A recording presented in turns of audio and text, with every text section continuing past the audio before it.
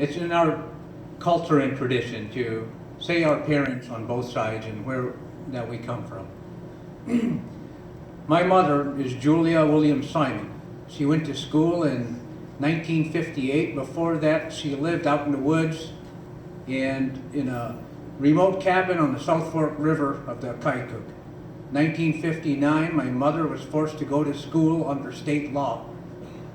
And they grew up poor, but they worked hard.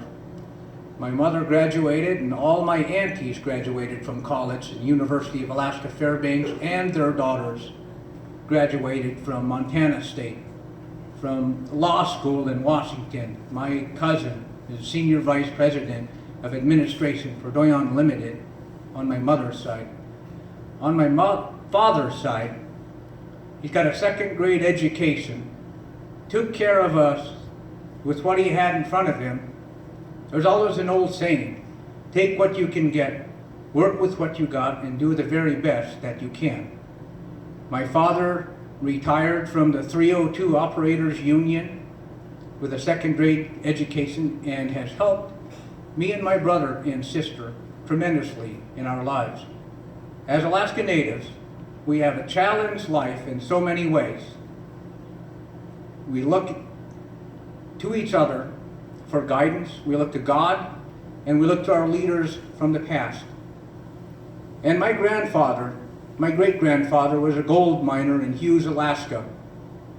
And his son discovered Indian Mountain gold. He was a mixed heritage gold miner. He could do the paperwork, and he was allowed as a mixed heritage person to keep his gold mine. So that's some of the history of my family, where we have come from. And on August 3rd, 1990, President George Herbert Walker Bush signed into what is now National American Indian Heritage Month to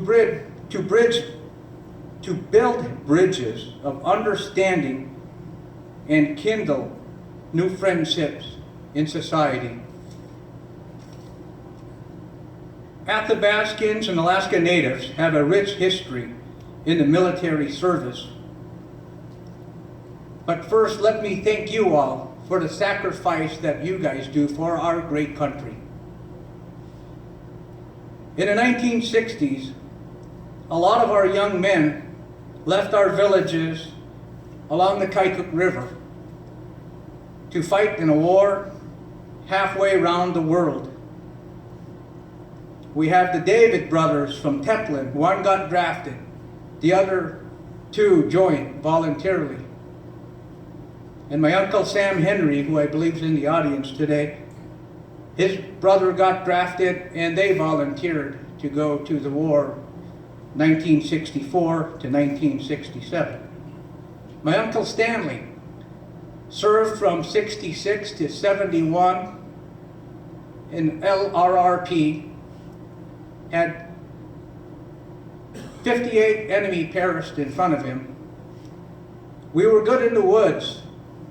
That's why we went to the war, and a lot of our people got drafted from the small villages, but we served our country without hesitation. My Uncle Stan would talk about going from 40 below zero in a remote village in the middle of nowhere to 110 degrees on the other side of the world. It's a drastic change for an Alaska Native in the 1960s.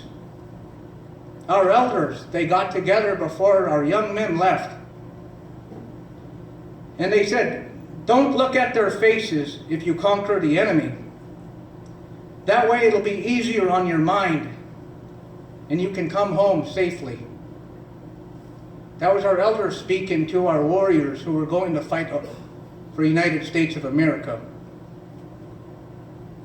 And since Senator Sullivan's representatives in the audience, I would like to pass this on to Senator Sullivan that we can bring back the Army National Guard to the villages. So, with that said, I'll say this. A theme, growing Native leaders, enhancing 7 generations. The seventh generation principle taught by Native Americans says that in every decision, be it personal, governmental, or corporate, we must consider how it will affect our descendants 7 generations into the future. Just so you'll know. A generation is considered to be 25 years, so that is 175 years. Just so you'll know.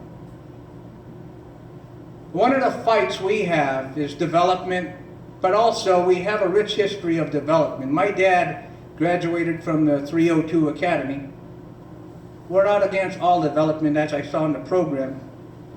But let me quote to you guys from what President Theodore Roosevelt once said. Here is your country. Cherish these natural wonders. Cherish the natural resources. Cherish the history and romance as a sacred heritage for your children and your children's children. Do not let selfish men or greedy interests skin your country of its beauty, its riches, or its romance. So that's part of the principles of 7 generations, saving our resources for generations to come. I'm a hunter, a trapper, a fisherman. I'm a plumber by trade. I spent 3 years here at Fort Wainwright in all the utilidors, 3 years in Eielson, plumbing. That's my trade. To be a leader, to grow a Native leader, maybe it's by accident, but in Galena, I was the manager of the Boys and Girls Club. I founded a nonprofit there called the Friends of Moose. I was a high school basketball coach. And I owned 2 businesses while in Galena. Native guy hunting and fishing. I took hunters out. People who make Polaris snowmobiles. People from all walks of life I got to know. And also, I was an assistant guide. Grizzly bear, moose, camping out with wealthy people, interesting people. I loved that. That's what I had loved to do. Radio broadcasting. I can do a mean Michael Buffer. Ladies and gentlemen, let's get ready to rumble! So part of all this came together. Here I am, P.J. Simon, an Alaska native from Allakaket, Alaska, helping our people, my people, Alaskans, Americans, trying to do the best that they can, opening doors to others. I serve on the Doyon Board of Directors. We have over 3,000 employees, 2,100 of which are in Alaska. Canada Chiefs Conference Secretary Treasurer. 525 employees in Fairbanks, 900 total throughout the interior and 42 tribes. Also, the Bureau of Land Management, 15-member Resource Advisory Council. 75 million acres of Alaska federal land. So I just want to say a few words about our rich history in military and how my people have served and how they will continue to serve. My uncle always told me all these stories about Vietnam, where he has fought, because in case another war came up, then we would know.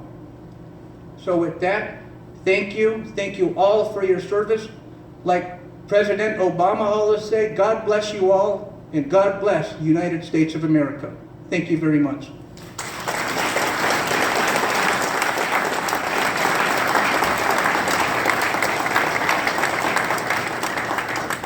Thank you, Mr.